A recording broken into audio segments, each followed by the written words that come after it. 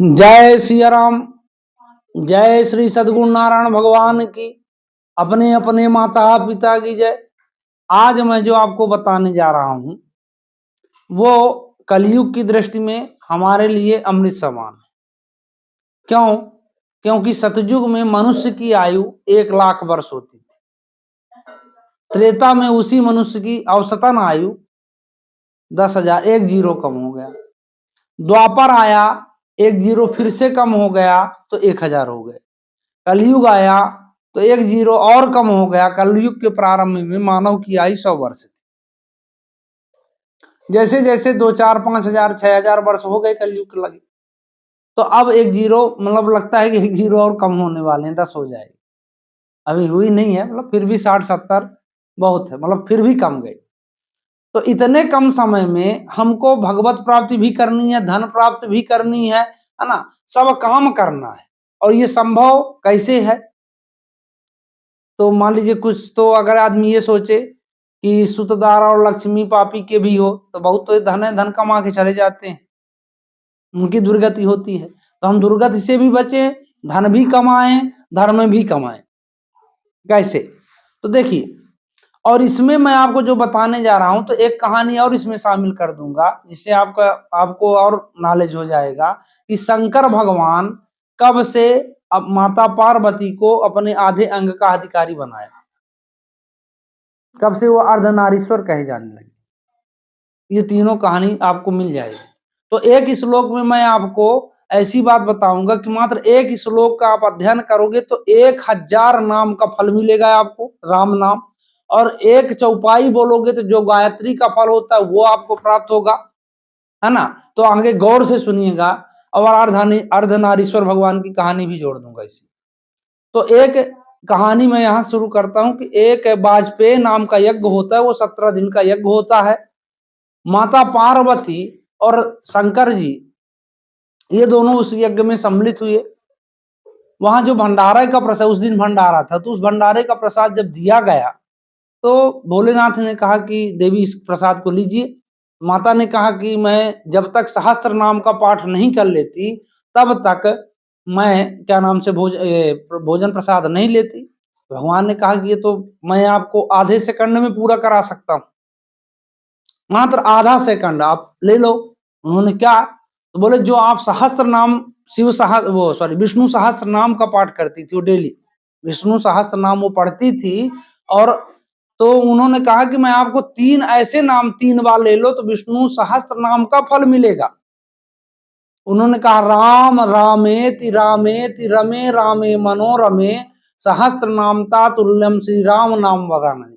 मतलब 3 बार राम, बढ़िया ध्यान करके राम मतलब लिखवर्रे लिखिए, या तो उनके चरणों का ध्यान करिए, दोनों तरीके हैं। तो आप 1,000 नाम के अधिकारी हो जाते हैं। मतलब 3 बार अगर आपने राम राम राम कहा तो आप मान लो कि बिल्कुल पक्का उनके 1,000 नाम जो फल होता है विष्णु सहस्त्र नाम का, आप अधिकारी हो गए। और गायत्री मंत्र आप जनरली एक चौपाई है जिसको आप सुबह शाम बोल सकते हैं। जनक सुता जग जननी जानकी, अतिशय प्रिय करुणा निधान की, ताके जुगपद कमल मनावऊं, जा सुकृपा निर्मल मति पाऊं।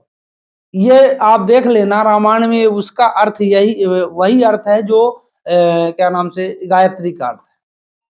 तो फल भी दोनों का बराबर है ना।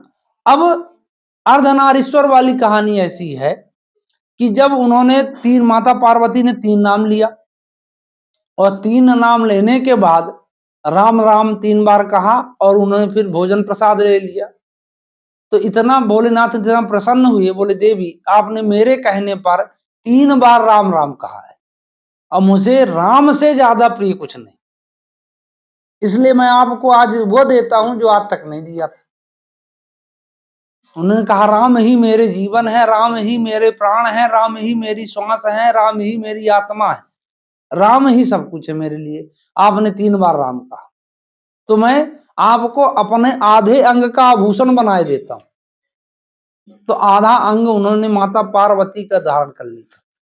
उसी दिन से भोलेनाथ अर्धनारीश्वर हो गए। बोले अर्धनारीश्वर भगवान की जय, है ना। तो कहने का मतलब ये है कि मैं इस आपको कहानी का भाव ये है मेरे कि एक बताइए 3 राम कहने से माता पार्वती को इतना बड़ा अधिकार मिल गया, इतना बड़ा सौभाग्य मिला।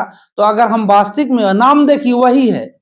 अब मैं कहता हूं कि मैं पापी हूं, मेरे मन में भाव नहीं है, तो चलो ठीक है, अग्नि को आप चाहे बिल्कुल ध्यान से छुओ, चाहे धोखे से छुओ, और उसकी दाहक, उसका गुण है दाहक शक्ति, वो आपको जलाएगी।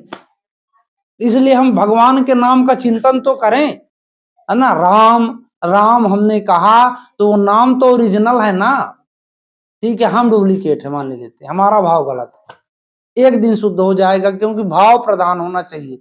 हम नित्य प्रार्थना करें परमात्मा से कि हे प्रभु, मैं इस वासनामयी जीवन से, काम वासनामयी जीवन से, पापमयी जीवन से निकलना चाहता हूँ।